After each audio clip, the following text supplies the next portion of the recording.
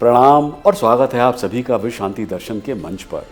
Channel के दृष्टा हैं विश्व शांति के उपासक, पुणे में स्थित वर्ल्ड पीस डोम के रचयिता विश्वधर्मी प्रोफेसर डॉक्टर विश्वनाथ दा करार। आप सुन रहे हैं महाभारत की कुछ अनकही कुछ अनसुनी कहानियां।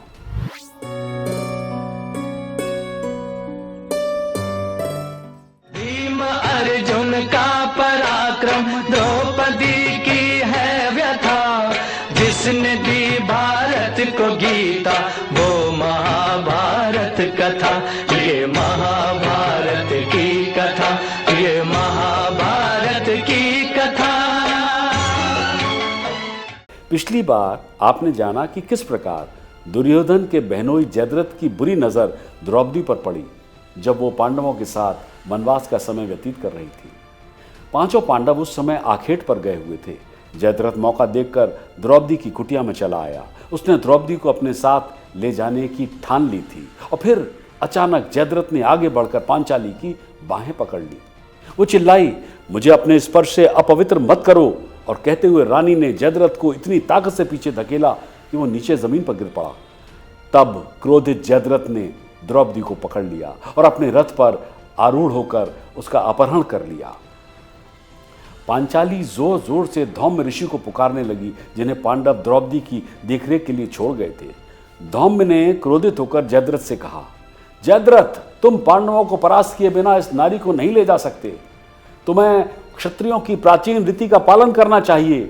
जब वीर पांडव लौटेंगे तो सचमुच सचमुच तुम्हें इस दुष्ट कृत्य का फल मिलेगा।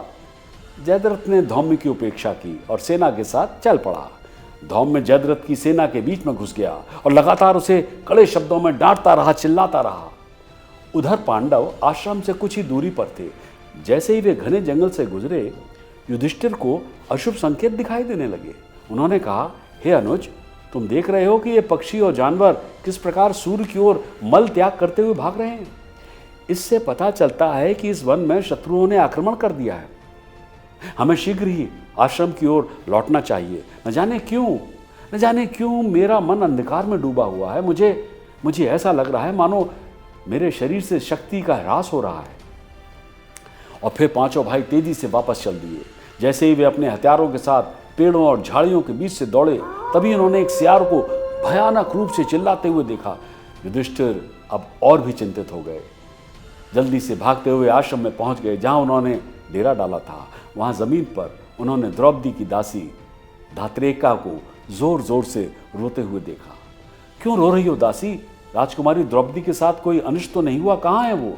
कोई इतना मूर्ख हो सकता है कि इस अतुलनीय सुंदरी को छीन ले? भले ही वो धरती में समा गई हो, स्वर तक पहुंच गई हो या समुद्र के तल में चली गई हो, हम पांचाली को ढूंढ के ही निकालेंगे। आज कितने ही शव हमारे बाणों से बिंधकर विदीर्ण होकर पृथ्वी पर गिरेंगे। मत रो दासी, पांचाली जहां भी होगी आज वापस आएगी। कहते हुए युधिष्ठिर ने उसका ठाड़स बनाया। दासी ने तब आंसू पहुंचते हुए कहा, जयद्रथ आप लोगों की परवाह न करके महारानी द्रौपदी को बलपूर्वक हर ले गया है। वहां उस दुष्ट और उसके अनुयायियों द्वारा छोड़े गए निशान होंगे। वो लोग बहुत दूर नहीं गए होंगे। जल्दी से पीछा कीजिए महाराज। पांचों पांडव तुरंत जयद्रथ के पीछे चल दिए। शीघ्र ही उन्होंने जयद्रथ की सेना द्वारा उड़ाई गई धूल देखी। जयद्रथ के सैनिकों के समीप पहुंचकर उन्होंने धौम्य ऋषि को विलाप करते हुए देखा। भीम को जयद्रथ के पीछे जाने का आग्रह करते हुए युधिष्ठिर ने ऋषि को सांत्वना दी और कहा, हे मुनिवर, अब आप वापस जाओ। इस कम बुद्धि वाले प्राणी को जल्दी ही सजा मिलेगी। शिकार पर झपटने वाले बाजों की भांति पांडव भयंकर घोष करते हुए जयद्रथ की सेना पर टूट पड़े और पांचों रथ पर सवार होकर जयद्रथ का पीछा करने लगे। सिंधु राजा को द्रौपदी के साथ रथ पर देखकर पांडवों का क्रोध घी से भरी अग्नि के समान और बढ़ गया। उन्होंने उसे रुकने और युद्ध के लिए पुकारा। उनकी गर्जनापूर्ण चीखें सुनकर जयद्रथ के सैनिक अपनी सुध-बुध खो बैठे और आतंक से घिर गए। जयद्रथ ने पीछे मुड़कर देखा तो पांडव उसकी ओर दौड़ रहे थे। उसने द्रौपदी से कहा, हे राजकुमारी, 5 महान वीर इस ओर आ रहे हैं। मुझे लगता है वे तुम्हारे पति हैं। द्रौपदी ने गुस्से से कहा, ऐसा कृत्य करने के बाद तुम्हारा जीवन समाप्त हो जाएगा। मूर्ख, तुम ऐसा प्रश्न क्यों पूछ रहे हो? फिर भी चूंकि तुम मृत्यु की कगार पर हो ना, इसलिए मेरा उत्तर देना उचित है। धर्मराज को अपने भाइयों के साथ देखकर अब मेरा भय जाता रहा है।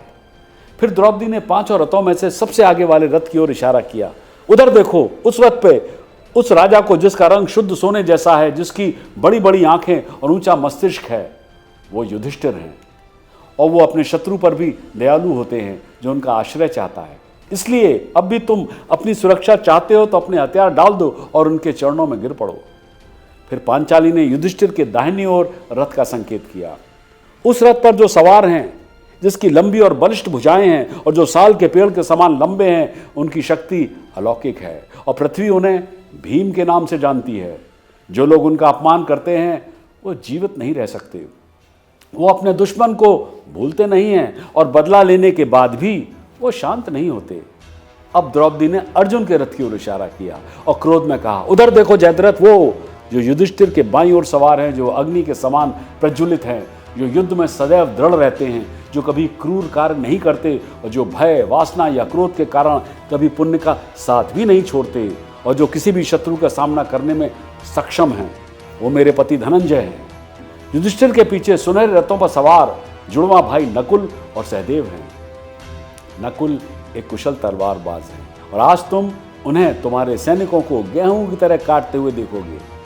उनके साथ में सहदेव हैं जो सभी पांडवों में सबसे छोटे और सबके प्रिय हैं।